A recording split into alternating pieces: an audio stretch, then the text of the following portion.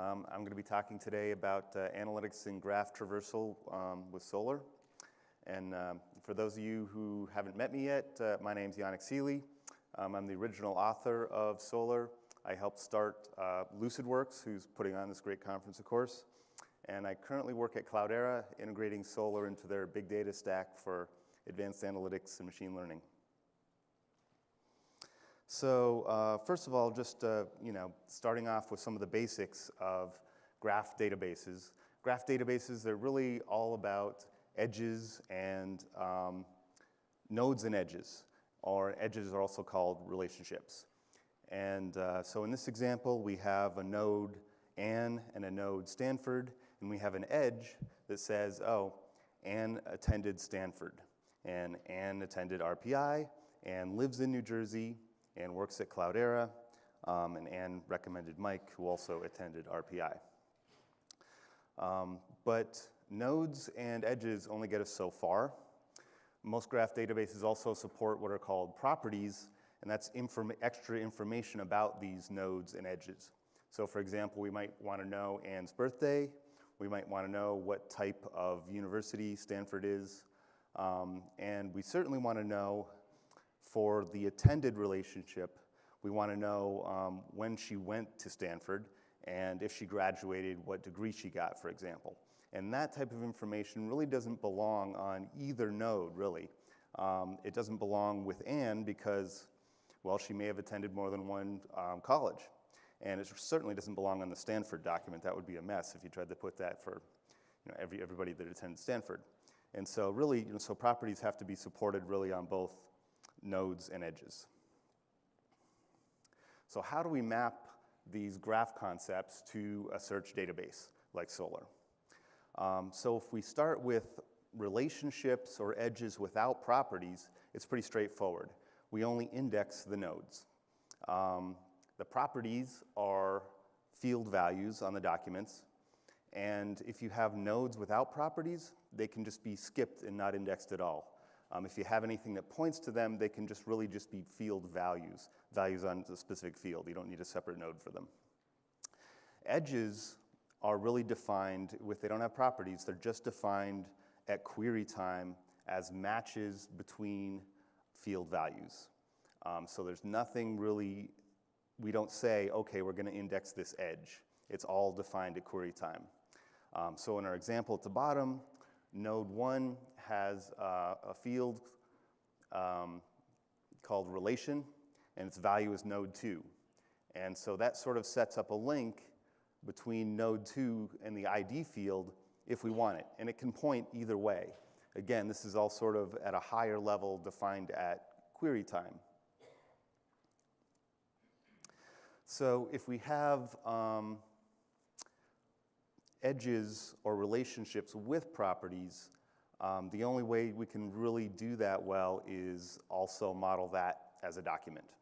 And then so like and the properties of that edge, just become field values on the document, of course. But as far as how you link them all together, there's still a lot of flexibility. You could have the two nodes, they could have pointers to the relation, or you could have the relation itself point to the nodes. It just depends where you have the field values that point to other field values that match up. It's really more going to depend on how you're going to try to be querying these objects. I think probably the second way of doing it, of putting the node IDs on the relationship object, feels like it's generally going to be a little bit more flexible. So in our example, back to Ann attending Stanford, this is how we'd map it to Solr documents.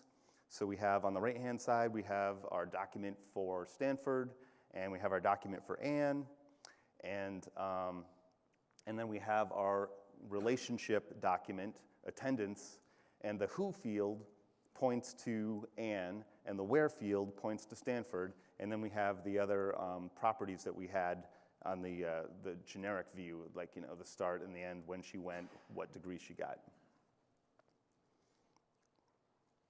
So let's start off with the most basic graph query in Solr.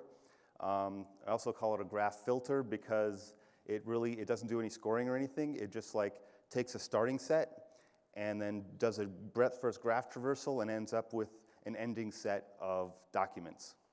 And it's modeled as a normal query. And so this has a lot of advantages because you can use it anywhere where you can use a normal query. So it can be the main query, the filter query, a facet query. It can be the input into another query. You can chain a bunch of graph queries.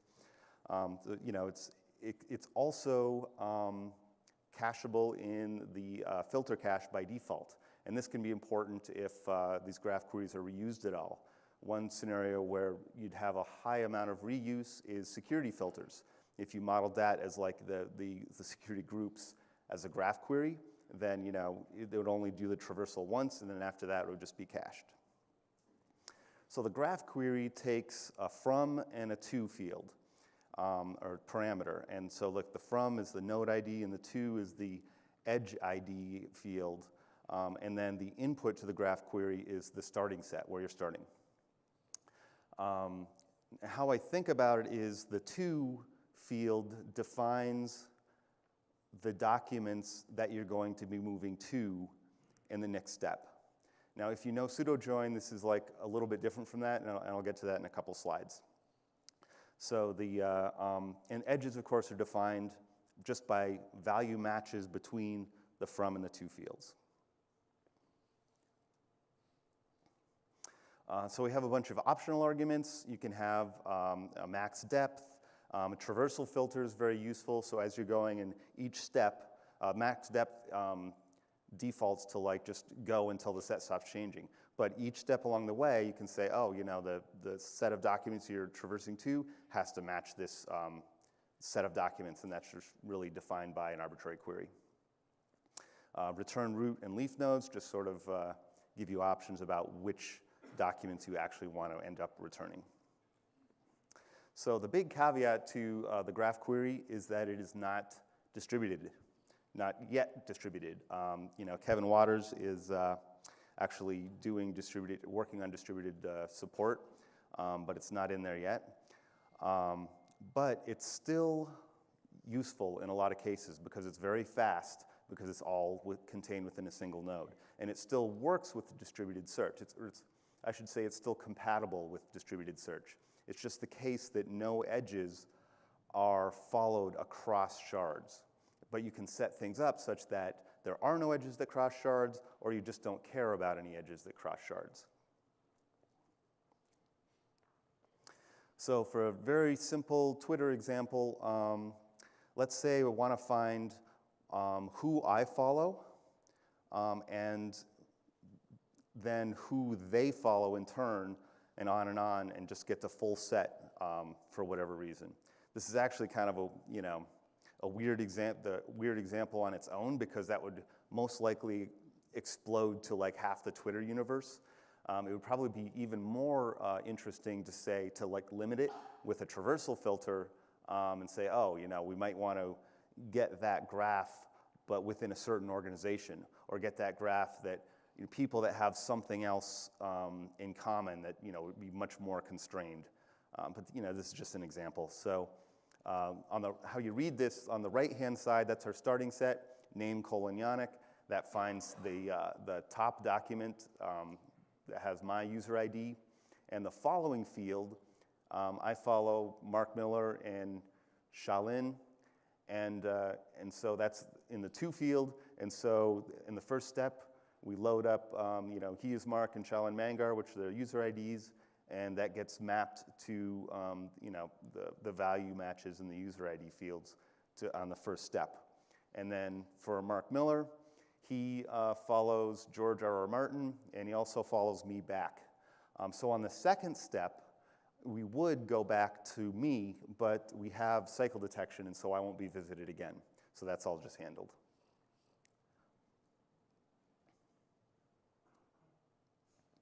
Okay, so if you do know about pseudo join, or like bang join is the syntax to invoke it, it's very much like a single step graph query.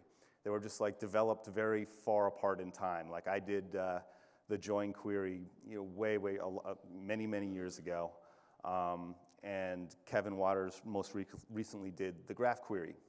And so they're very, very much alike. The graph query is a superset. There's one unfortunate convention difference that I just realized when I did fixed the graph query for new numeric points support in Lucene. And that is the from and the to fields are actually switched, the senses of them. And I didn't catch it until just recently because they can both sort of make sense depending on how you think about it. So the graph query thinks about it by like, oh, it just looks at the to field, and that identifies which documents you're moving to. That seems to make sense. The join is sort of at a lower level, just saying explicitly what it does. It takes the from field, looks at the values, and matches those to the to field. And so it almost sounds like they're the same, but it's completely opposite sense. So if you switch between join and graph, you have to remember to switch, the from and the to field.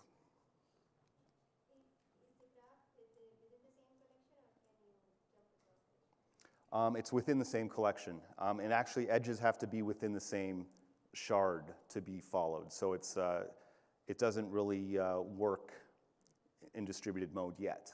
But Kevin informs me that he's working on it. And he's here, he's right there, so you can ask him questions like after this. Okay, so we have more graph stuff, though. We have graph streaming expressions.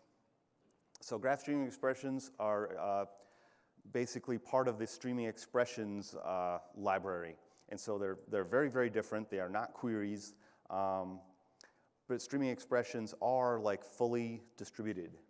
And so you can cross collections as well as cross shards. And you can even get data from like a database or other external source and use that as a starting set maybe to do a graph query. So it's very flexible. It's just going to be most likely slower in most cases, perhaps quite a bit, because everything is done more at the value level outside of Solr rather than down near the index inside of Solr. So there's a lot more network, a lot more everything going on to get this done in distributed mode. So here's an example with graph streaming expressions. I'm just indexing some books that I've read into a collection called books in CSV format. And then I'm also going to index into a separate collection, book ratings. And so the book ratings, one of the fields is book S, the second column, and that just identifies what book the rating is for. And then there's user S, that's who wrote the review, and then their rating and just some review text. And so as an example, I wanted to do a simple recommender. So step number one in our simple recommender is find the books that I like, defined by a rating of 5 or more. Step number two is find who else rated those books highly, and like give them a 4 or above. Step number three is just find other books that they also rated highly, and then then we're basically done. We have like books that I might also like. So if we actually go through this manually, we see that Maria and Haruka both like books that I liked, but then when we look at other books that they also liked, we're really just left with one book, book 10, grid-linked, from Maria. So how we start this off, step one, we are just looking for the books that I rated highly, just as our starting set. So this is not even a graph operation yet. And so this is just a streaming expression that uses search. The URL has the /stream because it is a streaming expression. And then the streaming expression, we just have EXPR, the expression equals, and then our streaming expression, which is a search streaming expression on the reviews collection. And our query is user Yonik and rating 5. And then the field list and the sort. And then we get back a response, which sort of looks like a normal Solr response. It's just very slightly different in streaming expressions than a normal search. And then we go to step two, And this is where we use our graph operator for the first time, gather nodes. And so what we do is we say, we're still hitting the same URL, streaming expressions. And we say gather nodes, and the first parameter is just the collection we're searching. The second parameter is what we previously searched. So we just wrapped the search expression that is our starting set. And then we walk from book to book. So this is sort of like a self-join. So we identified the books that I liked based on the reviews. And so then really all we're doing is finding all of those reviews for that set of books. But we're only doing that, because we have an FQ, we're only doing that if the rating is 4 or above. So it's like a traversal filter, and if it wasn't a review by me. And as we do that, we're gathering the user field, user S. And so if you see the response, in the response, the node field became the user field, the value of the node field became the user field that we gathered. And if you think about it, it's sort of like we've moved to virtually to user nodes in a way, in virtual space, because we didn't actually index any user nodes. And so we have the set-right people, Maria and Haruka. And, track traversal 2, that is optional, and that just gives you like where we came from. So you can see like essentially the ancestors. Maria was based on book 2. So then step 3, now that we have our users, we're on our user nodes, is to find other books that they rated highly. And so again, we do another gather nodes expression. We wrap the whole previous gather nodes expression, and we walk from node to user. So recall from the last slide, the value of node is actually the users. We're essentially on our user nodes. And so we're matching that to the user field. And so essentially we're going and selecting all reviews by those users. But we have a traversal filter again. It has to have a rating of 4 or above. And we're gathering the book ID.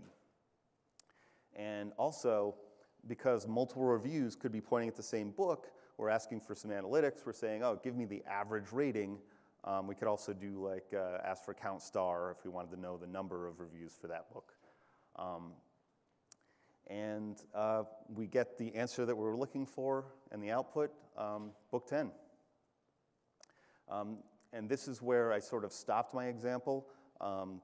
If we wanted to make it nicer and stuff like that, though, we could just take book 10 and then go and either look that up in a separate request or do a further gather nodes or join to the books collection to actually get the actual title.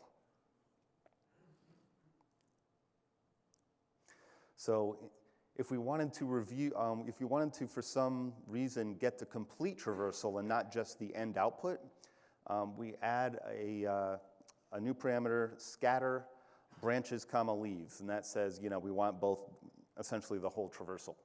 And then the level of the traversal is also added to the output.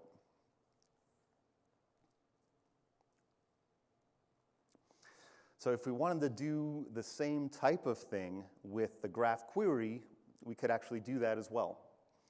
It's a little bit complicated. I'm not going to spend too much time on it, but so it just, you can see that the main query is a graph query.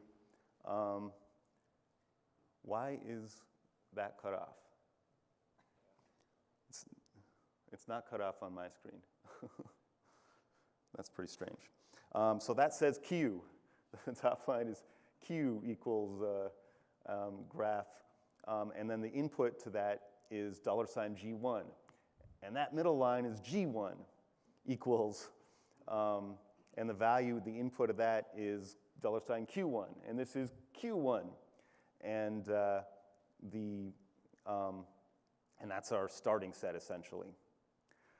And so then you can sort of see that first we're doing a self-join on book, and then we're doing a self-join on user. And so this would give us, provided that all the data has to be co-located for the graph query, of course, but this would then give us the set of ratings that we'd want to get our data from. it would not be rolled up, so we wouldn't have the average rating from this. But then we could just use this as, say, the base domain for faceting, and then we could like roll up on the user field or whatever if we wanted to calculate things like that, or it would be on book to get average rating. Does this have it? A little bit. Huh.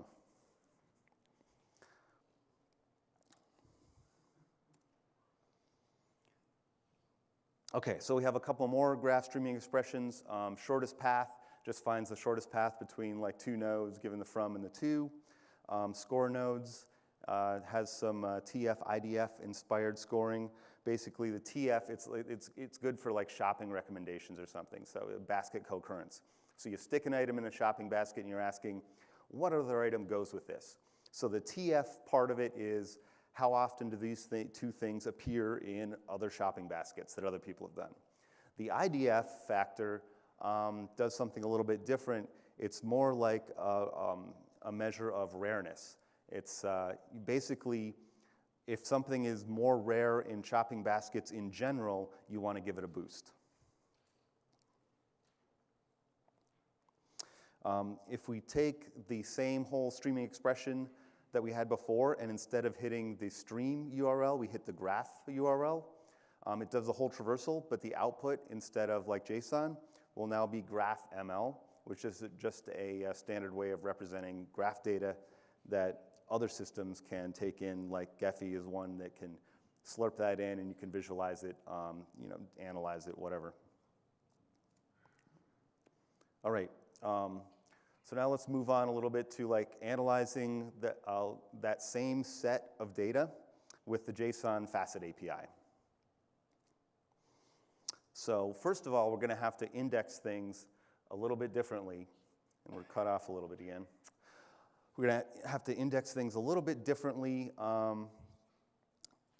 because we want to eliminate cross-shard edges for some of the stuff we're going to do.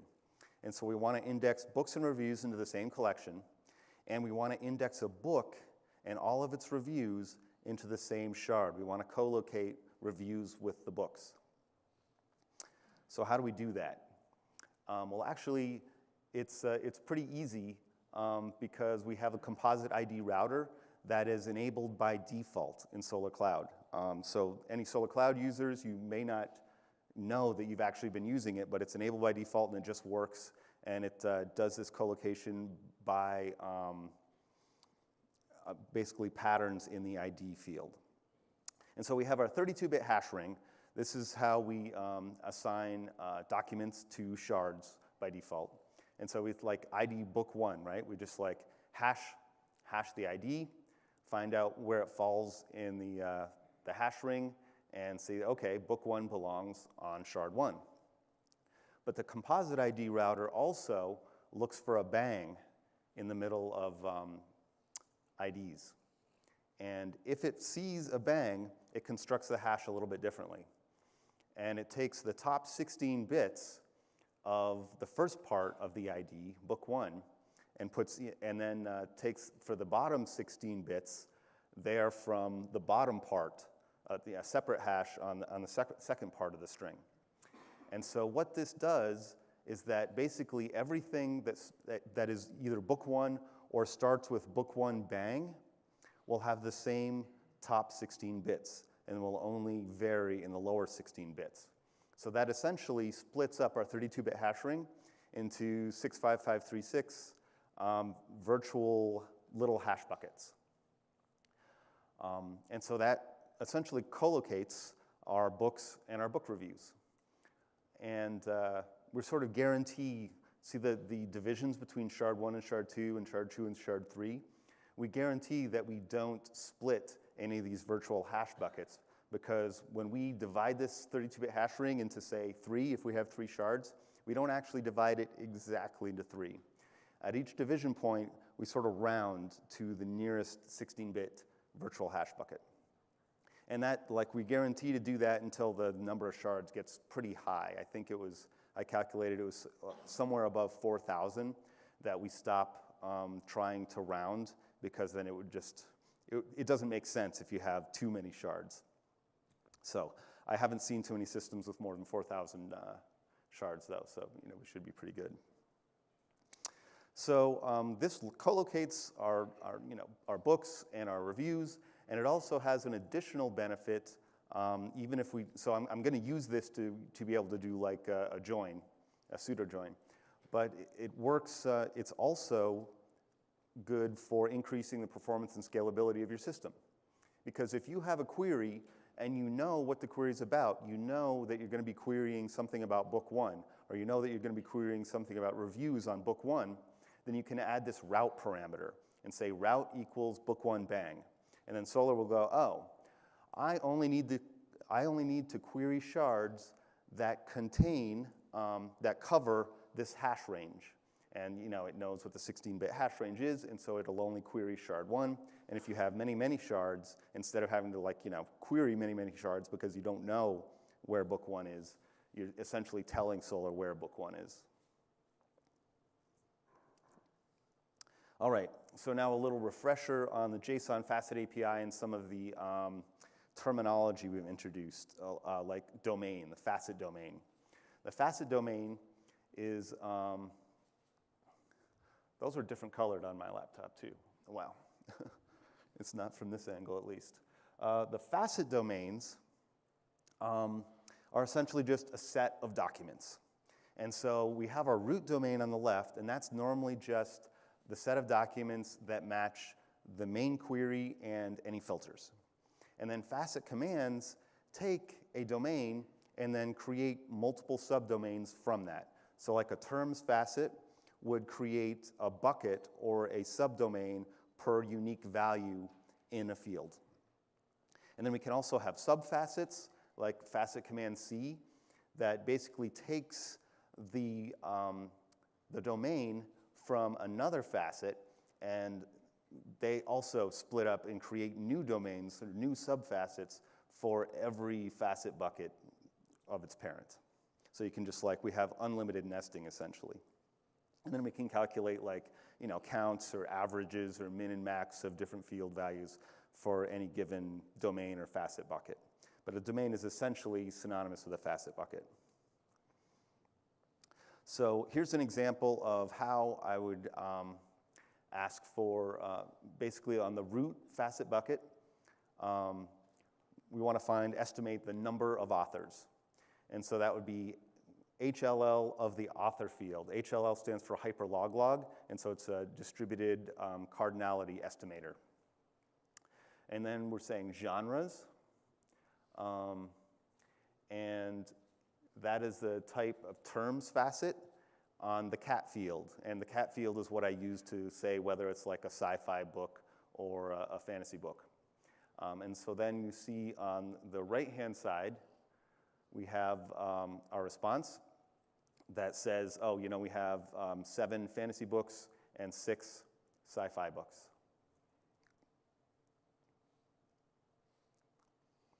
So now let's talk about a little bit about the domain change and join. This is something that was added relatively recently, and it sort of integrates pseudo join with the JSON facet API.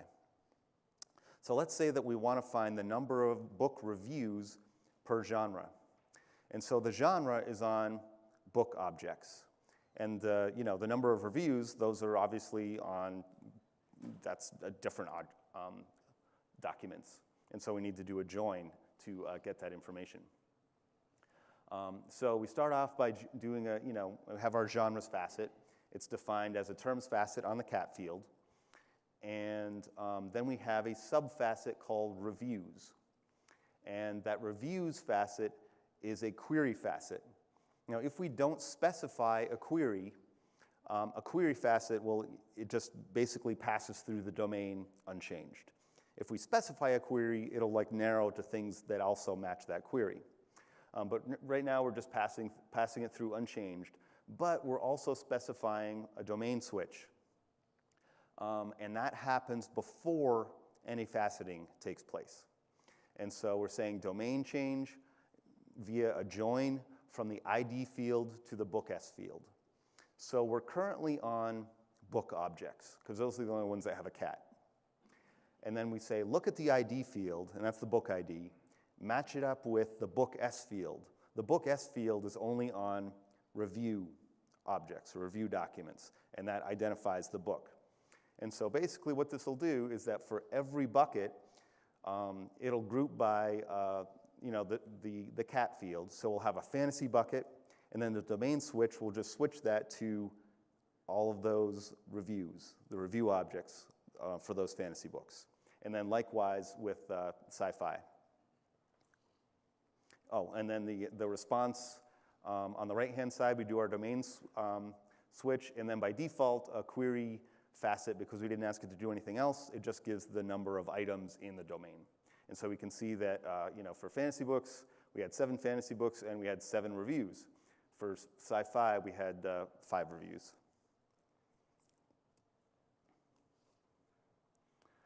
Okay, so now if we want to change and add a little bit of information, let's say we wanted to get the average rating for each genre. We would do it all exactly like before. We're only changing or adding what's in blue on the left. And it's another sub-facet that's just a facet function. And we're saying, okay, give me rating defined as the average of the rating field on those reviews. And then on the right-hand side, the only thing that really changes in our response is that we have this new ratings field in there. That's the average rating.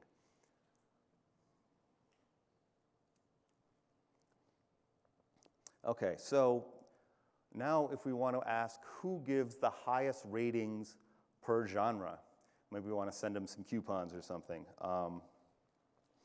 What we would do then is we would change the query type, we would change the facet type from query to a terms facet on the user field.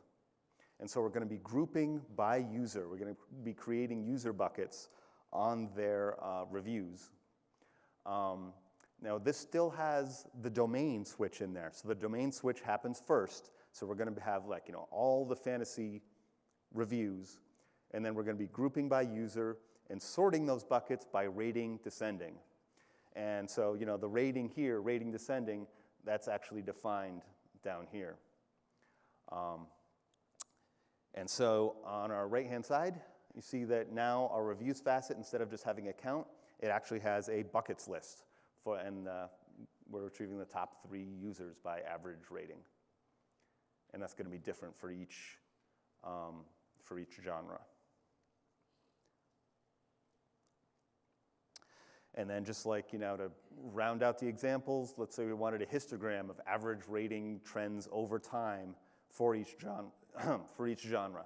Again, we keep everything else the same at the top, and we just change the type of the reviews facet to a range facet, and then tell it what field to do the range over, give it the start and the end and the gap.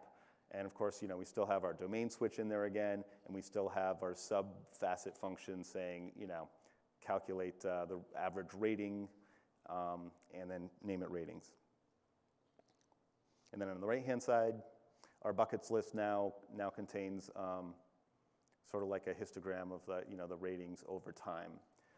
And the val is the beginning of the range. And so if you see 1980, that means like 1980 through the gap, so 1980 to 1990.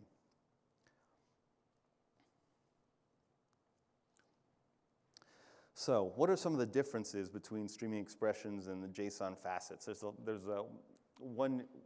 a lot of different ways, it seems, sometimes to do the same thing in Solr.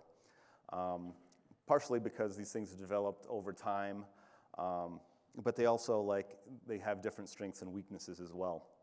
So the JSON facet API, like the original facet API, is really, really focused on web scale interactive responses. So if you're backing your website with it, you're expected to have thousands of users at a time, all querying, and you need interactive response time, sub-second, right? They click on something, you want to show them something relatively quickly. And that's really the focus of these faceting APIs in general. It's very tight Solr integration, so it's just another search component.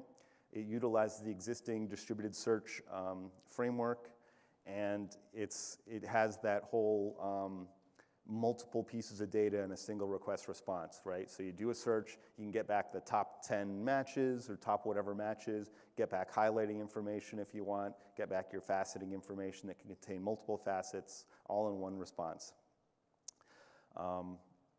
It also has, I didn't show it here, but it has block join and nested document support. So just like we did the domain switch using pseudo join, we can do the same type of domain switch if you index your documents in a block join fashion. Parent-child is another thing it's called. And I said, the JSON Facet API is currently very document-centric. All the domains and making new domains, it all identifies sets of documents in the index. And so that's also, it makes things fast. It's also a limitation currently in that we can't like just create values out of thin air and start aggregating and doing calculations based on those. It's like we really keep things in the document realm for now. Streaming expressions, on the other hand, are a whole different ball of wax. They're much more general purpose, much larger in scope. You can wrap streams within streams to do pretty much anything. You can, for example, you can compute a whole bunch of stuff and use an update stream to index that into another Solr collection. We have like machine learning streams, statistics streams. I haven't even kept up with all the streams that, and functions, stream functions that have been added lately. There's so many. And it's really becoming, it feels like this, I don't know, general computation, like Spark competitor in a way. It has some strengths in, there are some things that you can't do unless you sort of see full set of results, such as exact cardinality. So right now, we use HL, in the JSON Facet API, we use HLL, which estimates cardinality. But if streaming actually streams all the data by, and so it can actually just count. It's much more expensive, of course, but sometimes you might actually need the exact count and not an estimate. And of course, it has distributed joins, distributed graph, and it's also increasingly working with the JSON Facet API, though, by pushing more work down.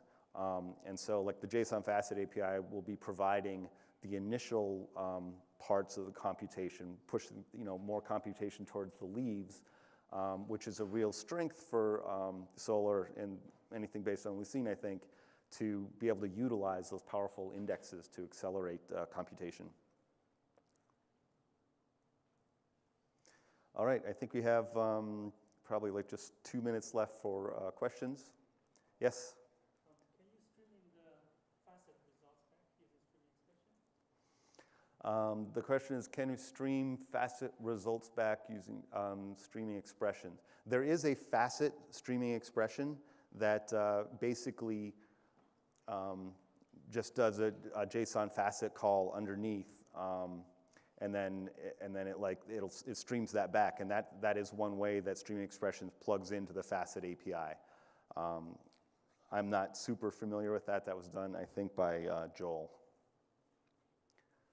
Any other questions? Yes? Yeah, Hugh.